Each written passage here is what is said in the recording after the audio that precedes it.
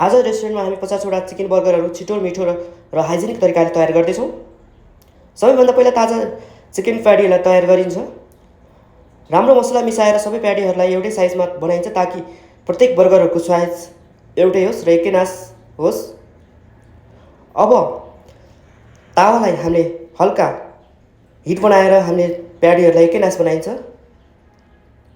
हामीले बर्गर प्याटीलाई हामीले फ्राई गरेर पनि दिन सकिन्छ, क्रन्ची गरेर, क्रन्ची बर्गर। यसलाई हामीले मजाले पकाएर बर्गर बोनलाई टोस्ट गरेर हल्का बटर लगाएर टोस्ट गर्ने र माइनस सस दरले सबै बर्गर बोनहरूमा सस दलिसकेपछि लेटेस पत्ता हाल्ने। लेटेस पत्तालाई राम्रोसँग धोएर लेटेस पत्ता हालिसकेपछि कोल्चो हाल्ने। कोल्चोमा हामीले बर्गरको कोल्चोमा हामीले गाजर बन्दा हालिन्छ चप गरेर। त्यसमा हामीले माइनस सस पनि दलिन्छ। हजुरहरूलाई माइनस ससको फुल भिडियो हेर्न चाहन्छ भने हाम्रो अर्को भिडियोमा मैले राखेको छु, हेर्नुहोला। यसमा हामीले टमाटर र ओनियनलाई हामीले स्लाइस कटमा काटेर हामीले यसमा राखेका छौँ।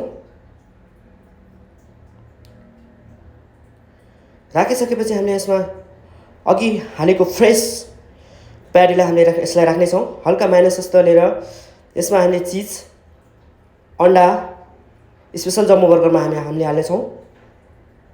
यो चाहिँ हाम्रो चिकन बर्गर हो।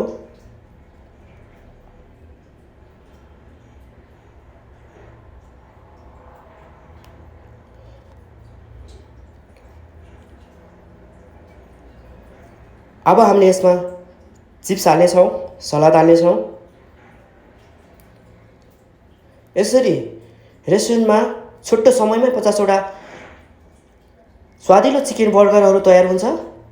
तपाईहरुलाई यस्तो फुड प्रिपरेसन भिडियोहरू मनपर्छ भने बालकृष्ण कुकिङ एन्ड फुड रेसिपीलाई फलो, लाइक, कमेन्ट, सेयर गर्न नबिर्सिनुहोला। Thank you so much for watching video.